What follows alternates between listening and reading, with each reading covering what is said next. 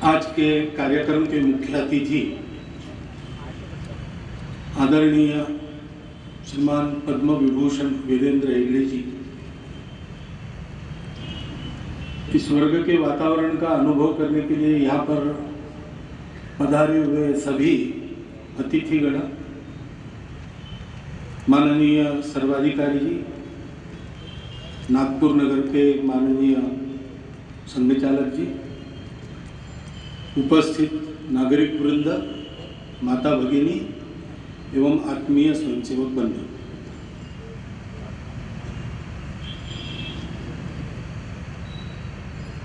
भारत में बदलाव अनुभव होता है, सभी को अनुभव होता है।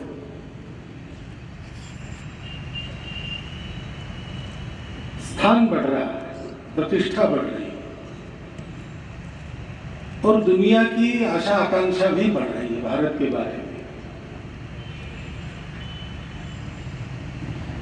ऐसे नहीं है कि भारत दुनिया में एक नंबर का देश बन गया।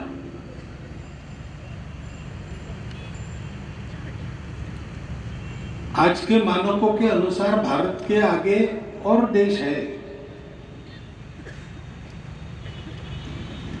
परंतु एक बात मुझे पता चली आज हमारे जो अतिथिगण आए हैं उनसे बात करते समय कि सारे विश्व में शक्ति के लिए भारत की प्रतिष्ठा बढ़ रही है। भारत के ऊपर और अधिक शक्तिवान देश भी है, परंतु भारत भी एक शक्ति संपन्न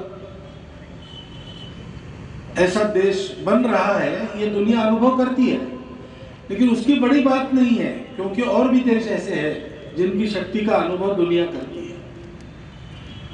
विशेष बात ऐसी लगती है कि जिस पर विश्वास किया जा सकता है ऐसा देश कौन सा है, तो सबसे पहला नाम भारत देश का आता है। सारी दुनिया में अब विभिन्न देशों के धुरीणों के मन में, चिंतकों के मन में इस प्रकार का भाव है।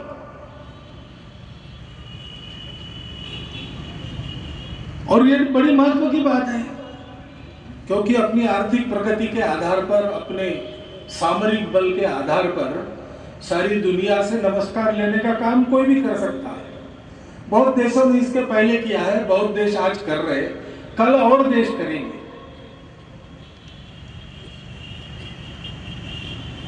उनकी शक्ति जब थी तब दुनिया ने उनको नमस्ते किया, आज उनको नमस्ते नहीं करते। आज जिनकी शक्ति है उनको नमस्ते होती है।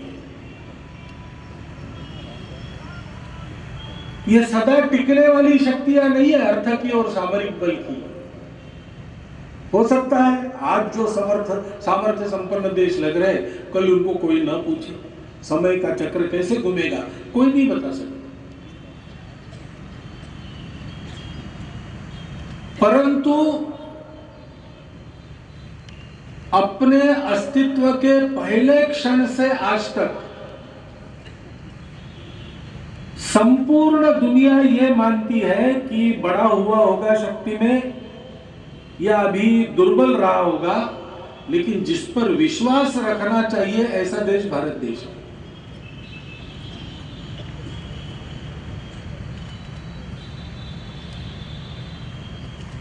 विश्वास बड़ी चीज है। विश्व का हर देश जब भी दिग्भ्रमित हो लड़खड़ाया, सत्य की पहचान करने इस धरा के पास आया। मात्र इतिहास नहीं है, वर्तमान में भी हमारे अतिथियों में से जो विश्व में घूमने वाले लोग हैं, उन्होंने अपने अनुभव बताए, वो यही बताते हैं। ये बात क्यों है? इसका अगर चिंतन करते हैं तो सब लोगों का उत्तर एक ही है, ये हमारी परंपरा है। एकमात्र भारत देश ऐसा है जिसका जगती के जीवन में, संपूर्ण विश्व के व्यापार में स्वयं के स्वार्थ का कोई अभिक्रम उपक्रम नहीं है, कोई एजेंडा ऐसा नहीं है। किसी अच्छी बात को करने की आड़ में अपना एजेंडा भारत कर रहा है, ऐसा पहले कभी हुआ नहीं, आज हो नहीं रहा है, आगे भी होगा नहीं, क्योंकि यह हमारा स्वभाव नहीं है।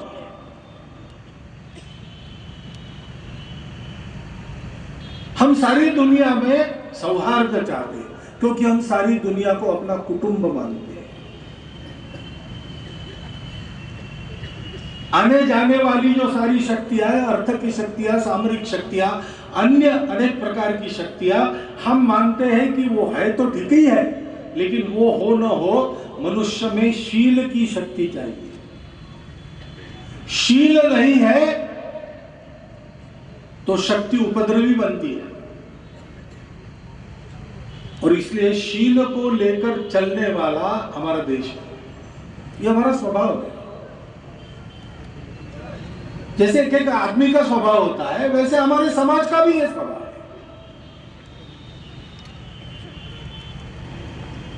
उस समाज के स्वभाव को संस्कृति कहते हैं। आत्मवत् सर्वभूतेषु परद्रव्येषु लोष्ठवत् मातृवत् परदारेषु यः पश्यति स पंडितः। हमारे सदियों के आचरण से आज तक अच्छा आचरण कौन सा, इसकी हमारी कल्पना यही है। ऊंचा होने से काम नहीं चलता, ऊंचा भया तो क्या भया, जैसे ताल खजूर, पथिकन को छाया नहीं फल लागे अति दूर, कबीर महाराज ने कहा है। हमारे सारे चिंतक उपदेश करता तब भी और आज भी यही बताते रहे हैं और बता रहे हैं। सारे देश में यह भाव व्याप्त है। सब भाषा बोलने वाले, सब प्रकार की अलग अलग पूजाओं को मानने वाले, देश के सुदूर कोने में रहने वाले लोग भी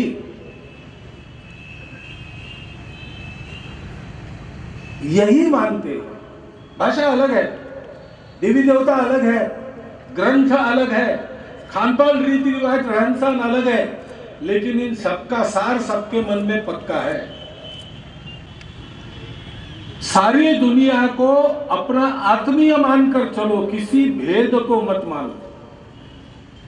और जीवन स्वार्थ के लिए नहीं जीना है, जीवन परोपकार के लिए जीना। हमारे तरुण स्वयंसेवकों का, उत्तराखंड के तरुण स्वयंसेवकों का शिविर श्रीमान रामदेव बाबा जी का जो ऋषिकेश स्थित परिसर है वहां लगा था। तो 3 दिन मैं उस शिविर में था और रामदेव बाबा भी वहीं थे। काफी वहां पर अध्ययन वगैरह चलता है, ग्रंथ है, अध्ययन करता है, काफी चर्चाएं होती थी वहां रहना हुआ। तो जो एकांत में आत्म साधना करता है और लोकांत में सेवा और परोपकार बिताता है, सबको जोड़ने वाला एक है, वही सब कुछ बना है। ये केवल शिक्षा नहीं है, ये हमारा आचरण है, सदियों से। ऐसे आचरण को करने वाले ही हमारे यहां गौरव के पात्र हैं। सक्सेस स्टोरीज ऐसा शब्द प्रयोग चलता है आज। कई प्रकार के यशस्वी होने वाले लोग, उनके चरित्र, उनके संवाद सारे प्रकाशित होते हैं। धन संपन्न, सत्ता संपन्न, सक्सेस ने क्या, 2 ही बातें हैं। लेकिन हमारे देश में सक्सेस स्टोरीज में वो बातें नहीं चलती। हमारे यहाँ ऐसे लोगों की कथाएं मानी जाती है जो लंगोटी लगा के सारे देश में घूमते रहे, एक धेली की कमाई नहीं की। सत्ता संपन्न होना क्या, ग्राम पंचायत के सरपंच भी कभी चुनकर नहीं आए। लेकिन ऐसे लोग सामने आए तो हमारे देश के मूर्धन्य व्यक्तियों से लेकर तो सामान्य व्यक्ति तक सब लोग अपना सर नवाते उनके चरणों। हमारे यहाँ उस धनपति की कथा जरूर चलती है जिसने अपनी जिंदगी भर की कमाई को स्वतंत्रता की लड़ाई लड़ने वाले राणा प्रताप को सौंप दिया। भामाशाह की कहानी चलती है।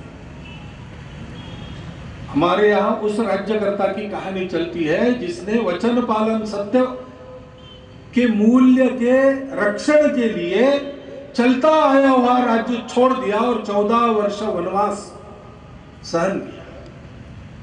राजा रामचंद्र की कहानी हमारे यहां चलती है। भारत यानी क्या? भारत यानी कोई जमीन का टुकड़ा है? उसकी सीमाएं तो बदलती रहती हैं। हमारे देश में जब अंग्रेज आए उस समय का हमारे देश का नक्शा अलग था, आज अलग है, कल फिर अलग हो सकता है। हमारे बाजू में पुरुषार्थ है तो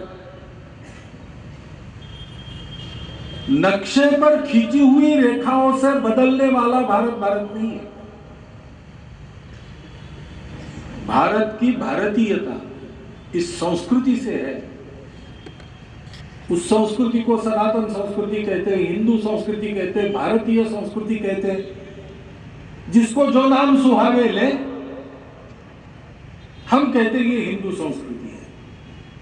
हम कहते हैं यहां का समाज हिंदू समाज है, क्योंकि उस संस्कृति का अनुसरण करने वाला है।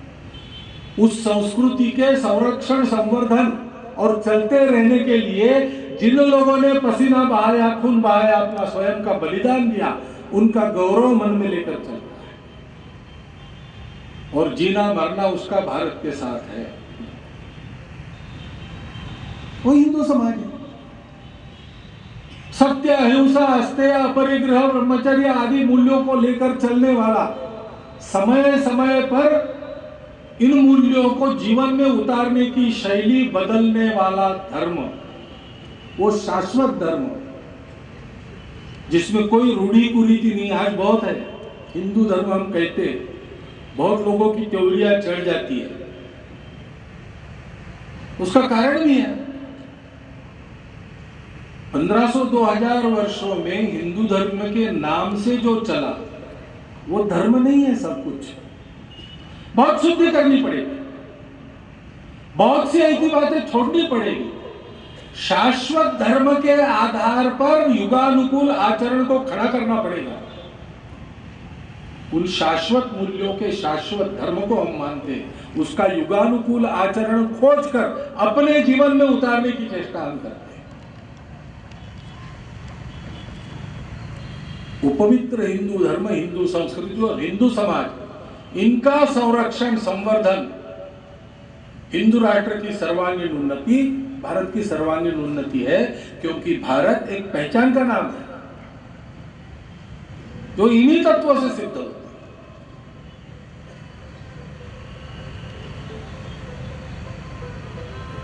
देश बड़ा हो रहा है, नाम बड़ा हो रहा है, क्योंकि देश में ऐसे व्यक्ति हैं जिन्होंने अपने देश का नाम बड़ा किया है और कर रहे हैं। परंतु जो कहानी आपको बताई गई हमारे प्रमुख अतिथि जी के द्वारा, टैक्सी में बैठने वाला सामान्य ड्राइवर भी अपने देश की प्रतिष्ठा के बारे में चिंतित है ही नहीं।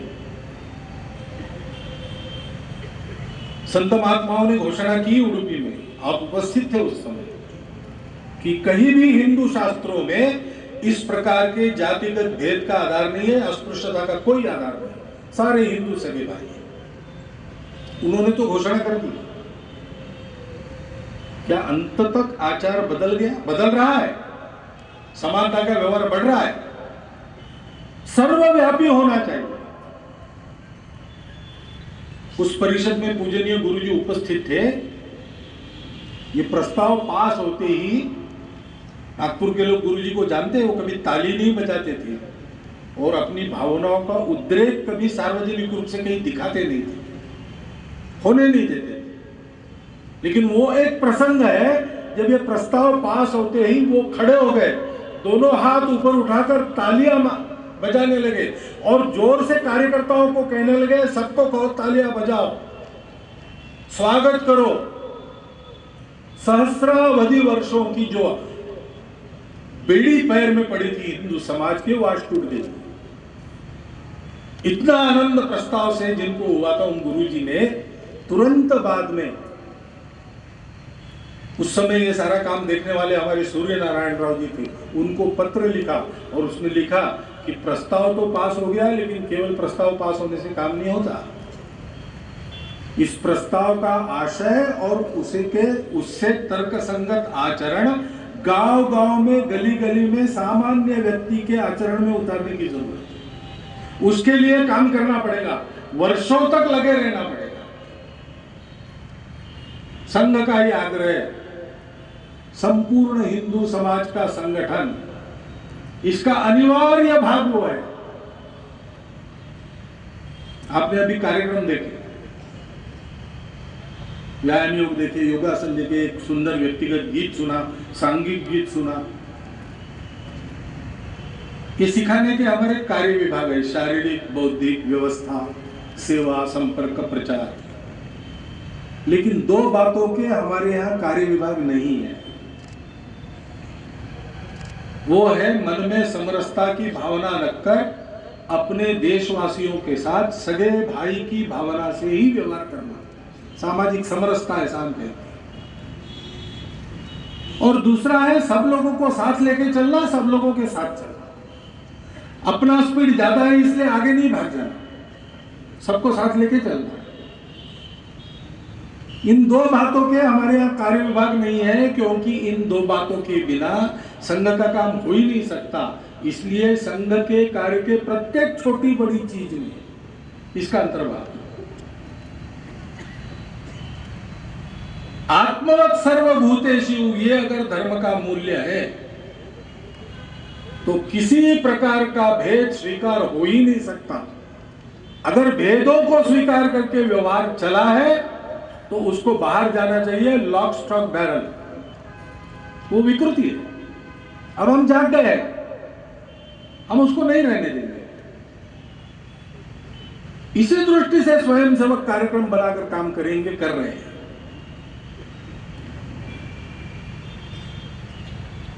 सब हमारे बंधु है, जो हिंदू है वो हमारे बंधु है, और भारत माता के पुत्र, समान पूर्वजों के वंशज, और इस सनातन मानवीय संस्कृति जो मानवता बताती है और कुछ नहीं बताती है। अगर डॉक्टर अंबेडकर जैसे कुशाग्र बुद्धि से, हृदय की करुणा से अपने आंखों को धोकर देखेंगे तो बंधुभाव यही धर्म है और मानवता यही संस्कृति है। इस सत्य को स्वीकार करते हुए हिंदू समाज खड़ा हो, अपने देश को सिरमौर देश बनाए। किस लिए? विश्व जानता है कि सबसे विश्वस्त भारत है। विश्व अपेक्षा करता है हमको यहां से राहत मिले। अभी अंतरराष्ट्रीय योग दिन है 21 जून। शायद यूनो में ये पहला प्रस्ताव है जो प्रस्तावित होते ही 3/4 से अधिक देशों ने अपनी सम्मति तुरंत दे दी, और बिना चर्चा के ही प्रस्ताव पारित हो सका, क्योंकि सबका एक मत था। ये योग कहां से आया? ये भारत की देन है। दुनिया अपेक्षा करती है, नहीं तो योग सबको इसके पहले भी मालूम था। यूनो में इसके पहले भी प्रस्ताव हो सकता था, लेकिन जब तक भारत के प्रधानमंत्री ने पहल नहीं की, प्रस्ताव नहीं आया। क्योंकि दुनिया को भारत से जो चाहिए वो भारत को ही देना है। और भारत ने क्या दिया है दुनिया को आज तक, वही देना है, वही हमारी ख्याति है। हमने सुदूर देशों में जाकर किसी की संपत्ति को आज तक लूटा नहीं। हमारे शस्त्र बल के आधार पर कहीं पर भी अपनी सत्ता प्रस्थापित की नहीं है। हमने सदैव दुनिया को ज्ञान दिया है, तत्व ज्ञान दिया है, विज्ञान दिया है। लोग जहां थे, जैसे थे, वहां उनको वैसे ही स्वीकार करते हुए उनका जीवन अधिक उन्नत, अधिक मानवता युक्त बनाया है। इसकी क्षमता वाला समाज यहां पर खड़ा होगा तो दुनिया कहेगी कि भारत का विकास हो रहा है, भारत की प्रगति हो रही है। और ये काम केवल सरकार के भरोसे छोड़ के नहीं चलेगा, वो तो करेंगे। एक संवैधानिक उपकरण है सरकार, वो रहेगा, वो करेगा।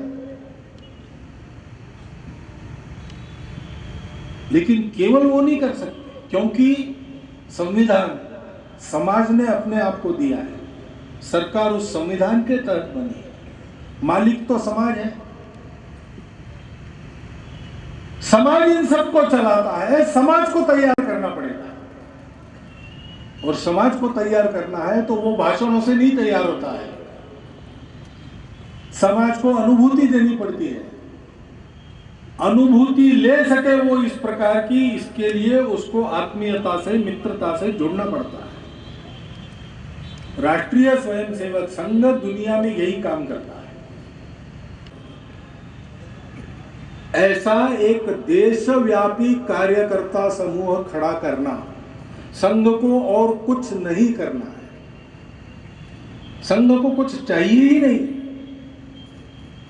संघ को बस इतना चाहिए कि संपूर्ण दुनिया को फिर से संजीवनी देने वाला सामर्थ्य संपन्न भारत, अपने आचरण से खड़ा करने वाला समाज भारत में संगठित होकर पुरुषार्थ करे। और इसके लिए जो कुछ करना पड़ेगा संघ करेगा। कई बातें इधर उधर से बोली जाती है, संघ को बिना समझे, सही भी बोला जाता है कभी कभी, लेकिन बिना समझे बोला जाता है, गलत भी बोला जाता है कभी कभी, लेकिन बिना समझे बोला जाता है। समाज में हमारे स्वयंसेवक हैं, वो भी ये सारी बातें सुनते रहते हैं,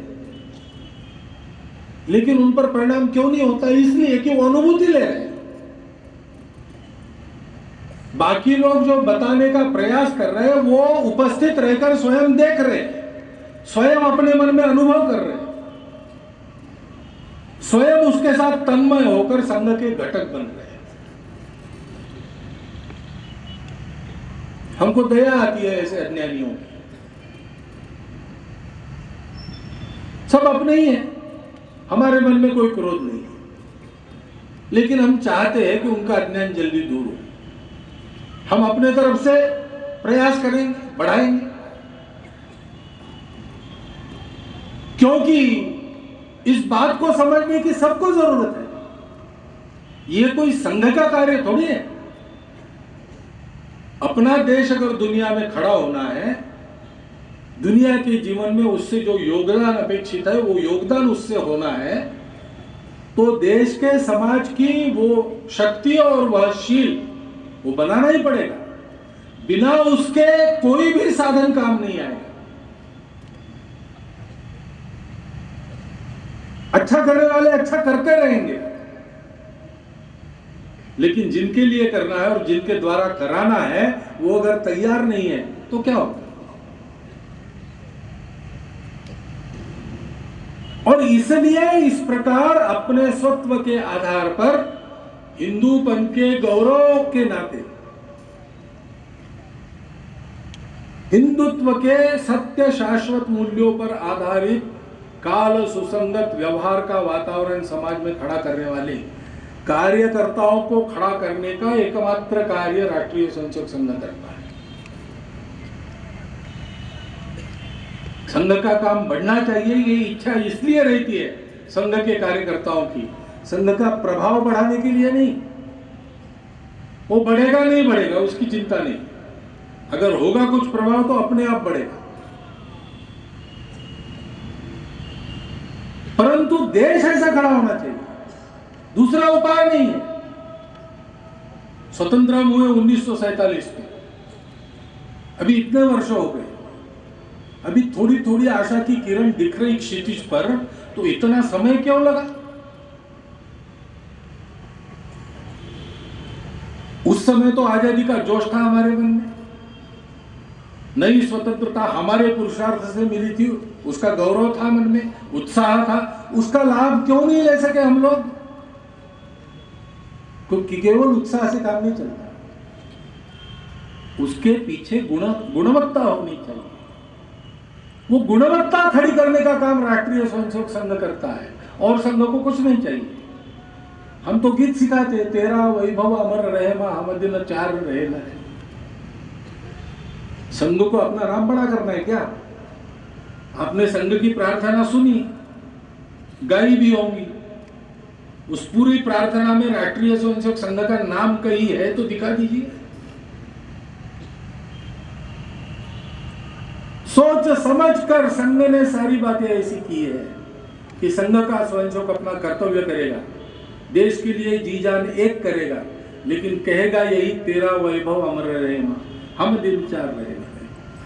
ये देश का काम है और देश का काम है, इसीलिए आप सब लोगों को से निवेदन है कि देश का काम है तो सारे देशवासियों को करना चाहिए। संघ तो कर ही रहा है और करेगा ही, परंतु संपूर्ण समाज को इस प्रकार से समता युक्त शोषण मुक्त व्यवहार में खड़ा करना, अपने स्वार्थ को तिलांजलि देकर मन में से सारे भेद हटाकर संपूर्ण देश के द्वारा दुनिया के कल्याण का काम हो, ऐसा देश खड़ा करने के लिए जीने मरने पर उतारू करने का ये काम, ये ठेका देने वाला काम नहीं, एक संगठन से भी ये पूरा नहीं होगा।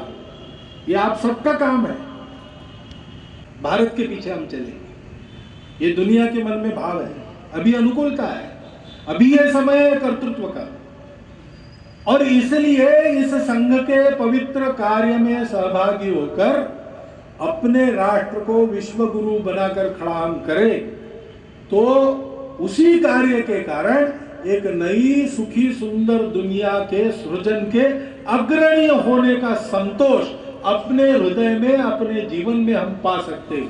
और इसलिए इस संघ कार्य में सहभागी होने का आह्वान करता हुआ और आप सबका धन्यवाद करता हुआ मैं अपने 4 शब्द समाप्त कर रहा हूं।